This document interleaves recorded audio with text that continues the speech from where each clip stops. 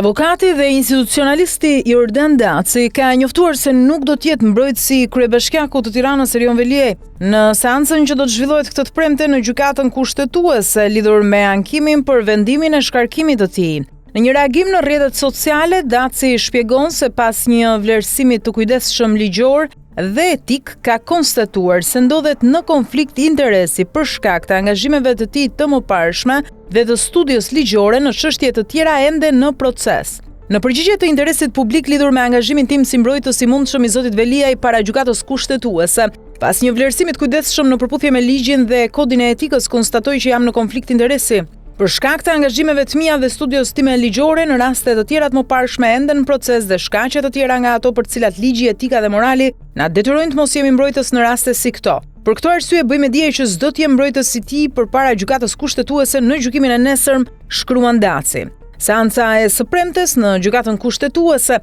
pritet të jetë një ndër më të rëndësishmet e muajve të fundit, pasi përballë do të jenë tre palë: Erion Veliaj, qeveria dhe presidenca në një proces që do të përcaktojë nëse vendimi për shkarkimin e kryebashkiakut të Tiranës do të mbetet në fuqi apo do të rrëzohet.